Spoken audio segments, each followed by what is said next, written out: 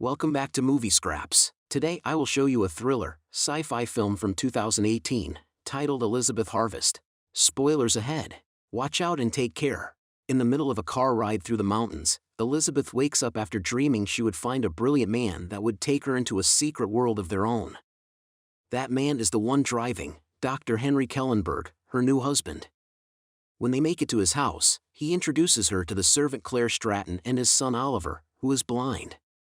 Then they have a huge dinner before retiring to their bedroom to enjoy their first night as a married couple. The next morning, Henry shows her around the house, which has dozens of rooms. These rooms have a special lock that can only be entered by scanning your thumb, and they're all programmed to recognize both Elizabeth's and Henry's. There's one room she isn't allowed to enter, however, and Henry makes her promise she won't before getting busy with her right there in the hallway, which Claire sees. Later, Henry tells her he'll leave first thing in the morning because work calls. The next day, Elizabeth is approached by Claire to ask about lunch. She takes this chance to ask about Henry, because she's seen his Nobel Prize and now, she wonders why such a brilliant man would marry a simple woman like her. Claire simply replies she doesn't know before leaving. When night falls, Elizabeth can't help noticing through the window that Claire and Oliver are leaving the house in the middle of the night. No matter how hard she tries, Elizabeth can't sleep, so she finally goes to see what is inside the forbidden room. There, she finds some kind of lab with a set of strange machines. She opens one of these machines and is shocked to find a sleeping body inside it that looks just like her. Freaking out, Elizabeth runs out of the room after bumping into a tray, which causes her to get a cut on her finger. After putting a band-aid on the cut, she tries to make a phone call, but the line is dead. Eventually, she falls asleep and doesn't wake up until noon. The next day, Elizabeth can't help feeling awkward around Henry. After talking about their days, Elizabeth tells him about the phone, and Henry replies it's very common for it not to work in that area. In return, he asks about the finger, so she says it was just an accident before he takes her to their bedroom to spend all day in bed. Elizabeth doesn't enjoy it and ends up crying. In the middle of the night, Henry gets out of bed and Elizabeth follows him. She barely gets to reach the stairs when Henry finds her and tells her she'll have to be punished for having disobeyed him.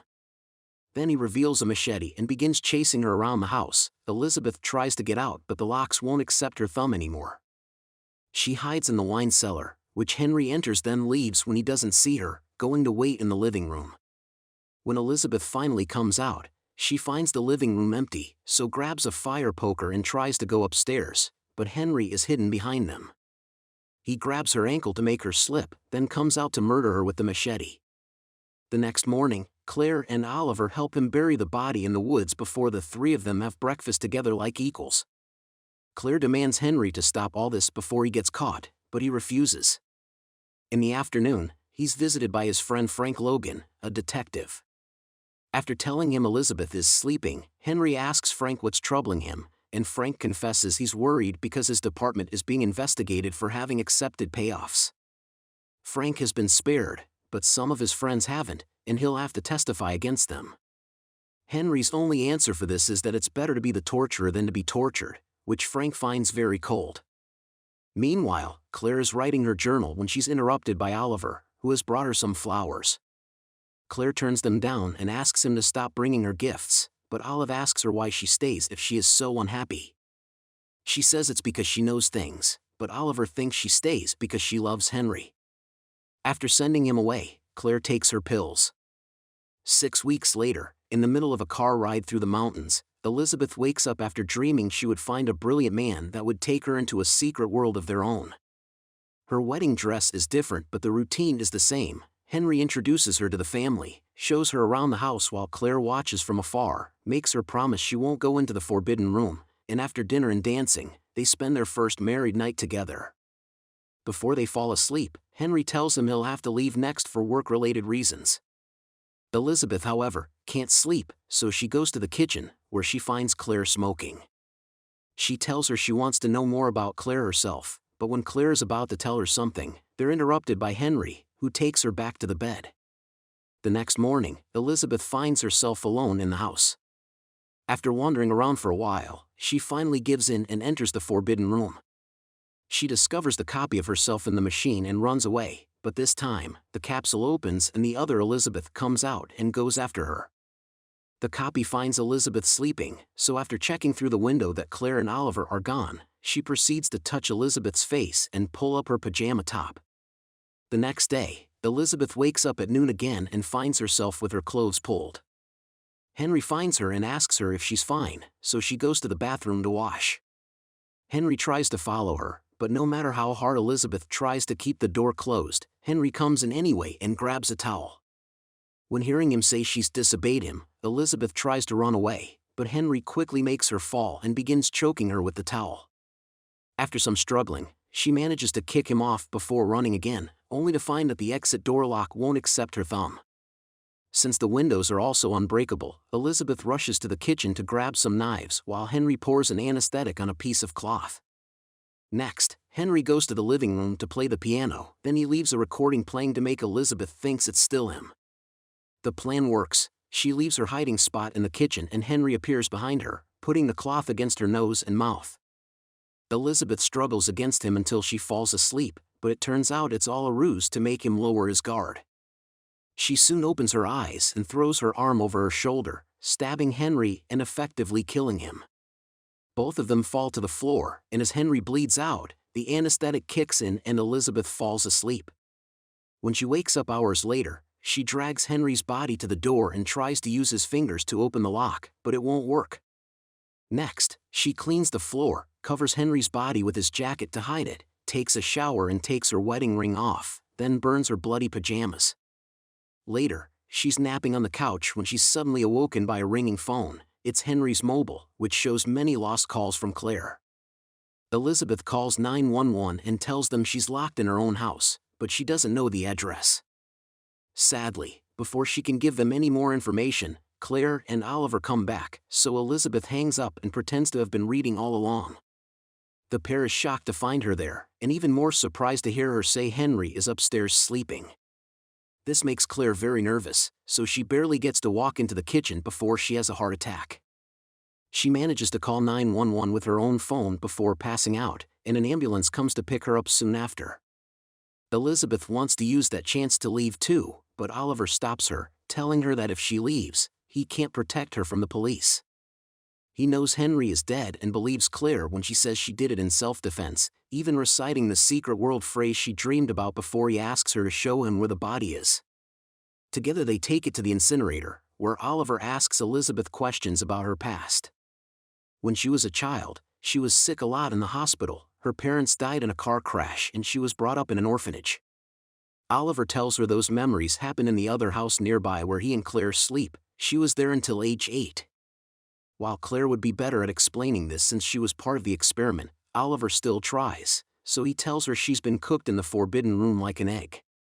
6 identically genetic copies were made, and she is number 5 of the Elizabeth harvest. At that moment, they see Frank's car coming, so Oliver quickly gives her some information to handle it. Elizabeth has met him before once, and Henry explained her not being around much by saying she had a sleep disorder. She receives Frank in the living room, telling him Henry is napping because he wasn't feeling well. While Oliver goes to fetch them some water, Frank asks her if she's okay because he's heard about the call she made to 911. Oliver comes back and tells him it was Claire that called when she had the heart attack, a lie Elizabeth goes along with. As Oliver leaves the room to grab something else, Frank points out how strange it is everyone in this house has a problem: Elizabeth and her sleep disorder, Claire and her weak heart, Oliver is blind, and now Henry isn't feeling well either. However, he suddenly falls dead when Oliver comes back with a rifle and shoots him. He explains to Elizabeth that Henry has been paying Frank off since he caught another Elizabeth and brought her back home 3 years ago. Henry killed that Elizabeth too, like he did with every clone up to today.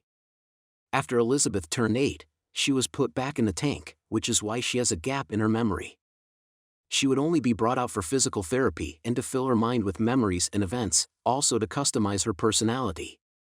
Elizabeth wants to hear no more about the experiment, so once again, she helps Oliver take the body to the incinerator. Afterward, Oliver tells her to get a bag with clothes and some money from the safe ready so Elizabeth can escape.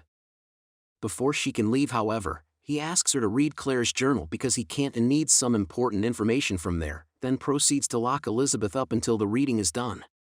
Seeing as she doesn't have anything else to do, she begins reading the journal to learn how it all started.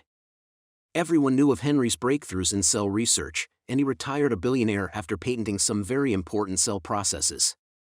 5 years ago, out of the blue, he invited Claire to his house.